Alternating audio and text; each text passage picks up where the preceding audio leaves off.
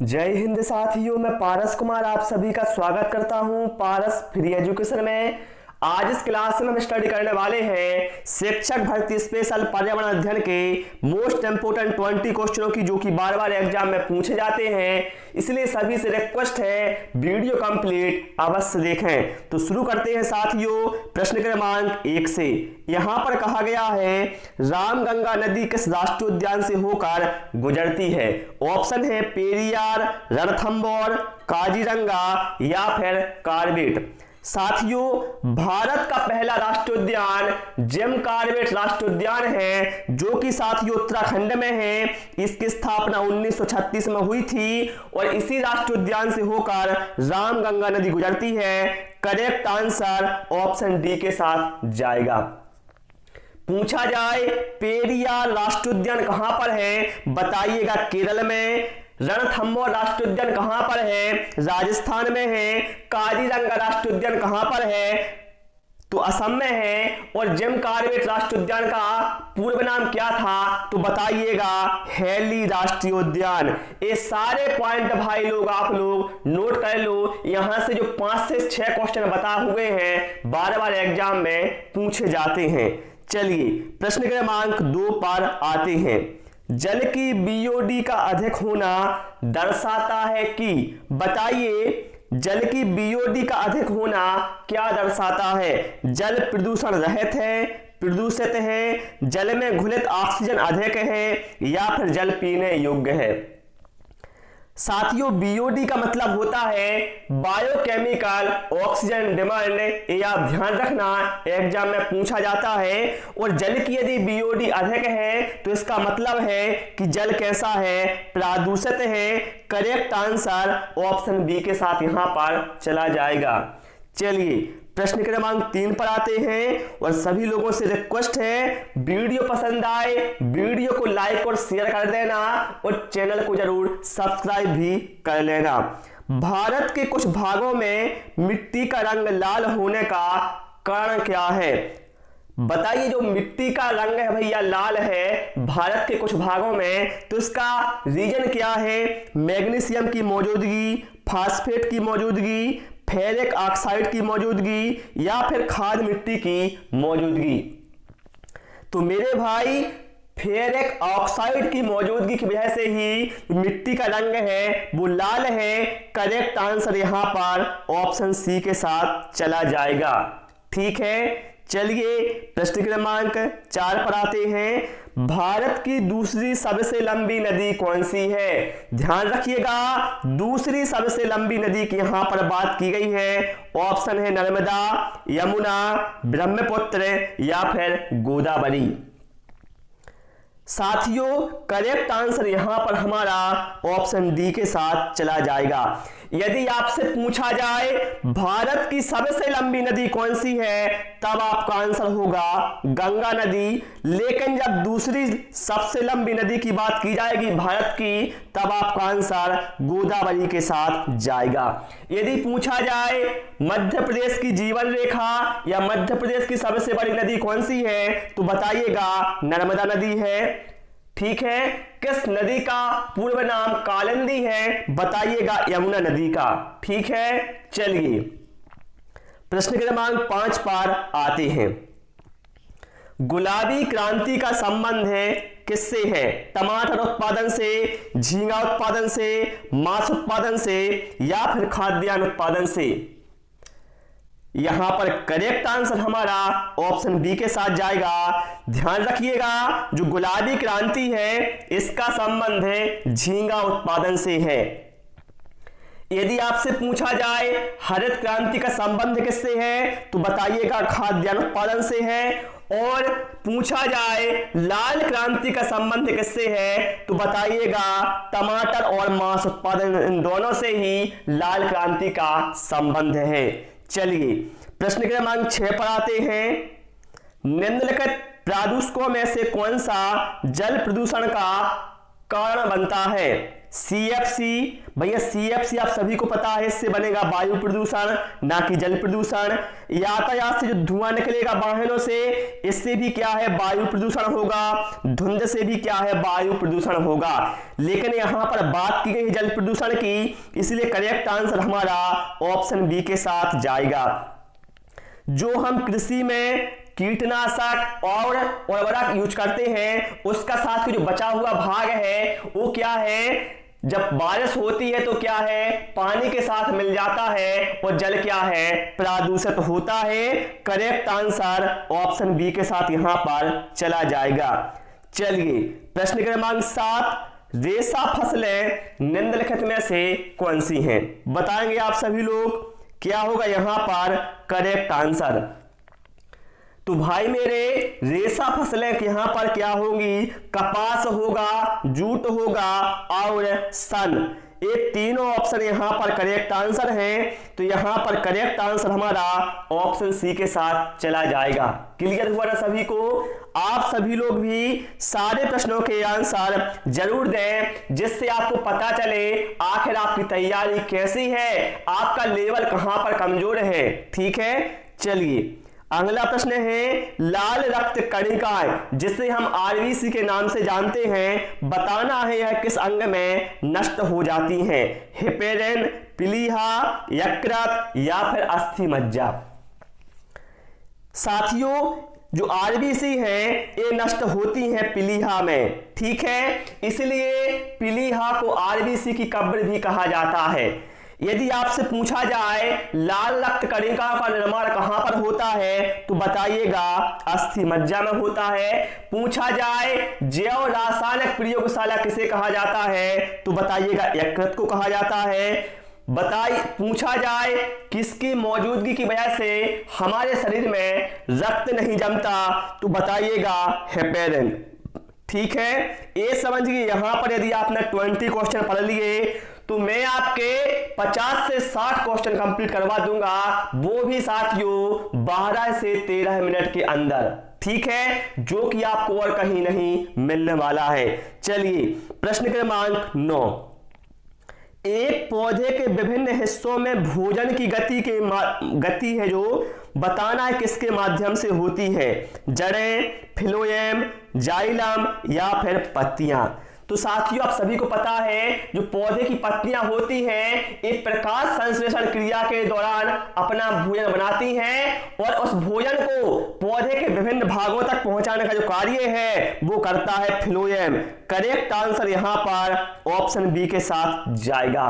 और मृदा से जल और खनिज लवणों का अवशोषण किसके द्वारा होता है, तो बताइएगा जाइलम के द्वारा। ये सारे पॉइंट आप लोग को बता रहा हूं, बिल्कुल नोट करते जाएं, यहां से एग्जाम में क्वेश्चन जरूर आने वाले हैं। चलिए प्रश्न क्रमांक 10, परिवार नियोजन द्वारा किस समस्या का समाधान हो सकता है? प्रश्न ध्यान से समझा करो, बाद में आप ऑप्शन देखा करो। यहां पर क्या है, परिवार नियोजन की यहां पर बात हुई है। तो देखिए इससे क्या है, जनसंख्या नियंत्रण हो सकता है, बिल्कुल सही है। देश के विकास में वृद्धि, बिल्कुल सही है। और मां तथा शिशु के मृत्यु दर में कमी, ये भी सही है। तो भैया ये सभी लाभ हमें मिल सकते हैं परिवार नियोजन के द्वारा। तो करेक्ट आंसर किसके साथ जाएगा? ऑप्शन डी, उपरोक्त सभी के साथ। ठीक है, चलिए इसके बाद आते हैं प्रश्न क्रमांक 11 पर। सफेद रेगिस्तान भारत के निम्नलिखित राज्यों में से किसमें स्थित है? गुजरात, तमिलनाडु, जम्मू कश्मीर या फिर सिक्किम। साथियों यहां पर जो करेक्ट आंसर है वो ऑप्शन ए के साथ चला जाएगा। ध्यान रखिएगा, सफेद रेगिस्तान भारत के गुजरात राज्य के कच्छ के रण को कहा जाता है, क्योंकि साथियों जो कच्छ का रण का क्षेत्र है यह अपने नमक उत्पादन के लिए प्रसिद्ध है, इसलिए इसे कहा जाता है सफेद रेगिस्तान। समझ गए ना? चलिए भाई इसके बाद आते हैं प्रश्न क्रमांक 12 पर। कौन सा राज्य अपने चंदन काष्ठ उत्कीर्णन के लिए प्रसिद्ध है? महाराष्ट्र, मध्य प्रदेश, केरल या फिर कर्नाटक। करेक्ट आंसर यहां पर साथियों ऑप्शन डी के साथ जाएगा। जो कर्नाटक राज्य है यह काष्ठ है, चंदन काष्ठ के लिए प्रसिद्ध है। ठीक है, यदि आपसे पूछा जाए किस पहाड़ी पर चंदन के वृक्ष सर्वाधिक पाए जाते हैं तो बताइएगा नीलगिरी पहाड़ी पर। ठीक है, मसालों का बगीचा किसे कहा जाता है तो बताइएगा केरल को कहा जाता है। पूछा जाए सोया स्टेट किसे कहा जाता है तो बताइएगा मध्य प्रदेश को कहा जाता है। ठीक है, चलिए इसके बाद आते हैं प्रश्न क्रमांक 13 पर। पश्चिमी मध्य रेलवे का मुख्यालय कहां पर है? पश्चिमी मध्य रेलवे अर्थात वेस्ट सेंट्रल रेलवे जिसे हम WCR कहते हैं, इसका बताना मुख्यालय कहां पर है तो मेरे भाई इसका मुख्यालय है जबलपुर में। करेक्ट आंसर ऑप्शन ए के साथ जाएगा। चलिए, गंगा के मैदानी इलाकों में खालिस्तान मिट्टी है, काली, लेटेराइट, कछारी या फिर शुष्क? तो साथियों जो गंगा के मैदानी इलाके हैं यहां पर साथियों जलोढ़ मिट्टी जिसे हम कछारी मिट्टी भी कहते हैं ये फैली हुई है। करेक्ट आंसर यहां पर ऑप्शन सी के साथ जाएगा। एग्जाम में पूछा जाता है कि पुरानी जलोढ़ मिट्टी को क्या कहा जाता है तो बताइएगा पुरानी जलोढ़ मिट्टी को कहते हैं हम बांगर और नई जलोढ़ मिट्टी को कहते हैं खादर। ये दोनों पॉइंट ध्यान रखना, बार बार एग्जाम में पूछे जाते हैं। पूछा जाए कपास की खेती के लिए कौन सी मिट्टी सर्वाधिक उपयुक्त होती है तो बताइएगा काली मिट्टी। पूछा जाए रेगुर मिट्टी के नाम से किसे जाना जाता है तब भी आपका आंसर होगा काली मिट्टी।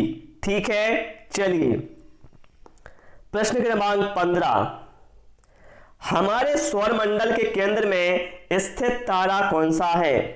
बताएंगे आप सभी लोग क्या होगा यहां पर करेक्ट आंसर। तो मेरे भाई जो हमारा सौरमंडल है इसके केंद्र में कौन सा तारा स्थित है तो उसका नाम है सूर्य, जिसके चारों तरफ आप सभी को पता है पृथ्वी व अन्य ग्रह क्या है चक्कर लगाते हैं। ठीक, चलिए अगला प्रश्न है हृदय की बीमारी को किसके द्वारा पहचाना जाता है? ECG, EEG, MCR या फिर इनमें से कोई नहीं? साथियों जो हृदय की बीमारी है इसको ECG के माध्यम से पहचाना जा सकता है। आप लोगों ने सुना भी होगा कई बार जिसको हार्ट में कोई समस्या होती है तो डॉक्टर सबसे पहले उसकी क्या है ECG करते हैं। ठीक है, और जो मस्तिष्क की बीमारी है इसको पहचाना जा सकता है EEG के माध्यम से। चलिए अगला प्रश्न क्या है? प्याजों के छिलके उतारने पर आंसू आते हैं क्योंकि प्याज निष्कासित करते हैं। आप सभी के साथ एक घटना घटित हुई होगी, जब भी आपने प्याज को काटा होगा आंखों से आंसू जरूर आए होंगे। तो बताइएगा जो आंखों से आंसू है वो आखिर क्यों आते हैं? मेरे भाई वो इसलिए आते हैं क्योंकि प्याज में क्या है सल्फेनिक अम्ल होता है, जिसकी वजह से हम प्याज को छिलके उतारते हैं प्याज को काटते हैं तो आंखों से क्या है आंसू आने लगते हैं। चलिए अगला प्रश्न क्या है? नागफनी में पत्तियां किस में रूपांतरित होती हैं? पुष्प में, कांटों में, मूलरोम में या फिर टहनियों में? देखिए साहब नागफनी का जो पौधा है ये ऐसी जगह पर होता है जहां पर क्या है पानी की कमी होती है, मतलब रेगिस्तानी इलाकों में समझ सकते हैं आप ये होता है। तो वहां पर क्या होता है जो पत्तियां होती हैं वो कांटों में रूपांतरित हो जाती हैं। इससे क्या है जो पौधे में जलहानि होती है वो क्या है बहुत कम होती है, ना के बराबर होती है। तो करेक्ट आंसर यहां पर हमारा ऑप्शन बी के साथ चला जाएगा। चलिए अगला प्रश्न क्या है? एक बंद कमरे में कोयला जलाने से खालिस्तान गैस उत्पन्न होती है। मेरे भाई यदि आप एक बंद कमरे में कोयला जलाएंगे तो उससे क्या है कार्बन मोनोऑक्साइड गैस उत्पन्न होगी, जिसे हम साथियों दम घोटू गैस के नाम से भी जानते हैं। ये बहुत ही हानिकारक गैस होती है, इससे मनुष्य की मृत्यु तक भी हो सकती है।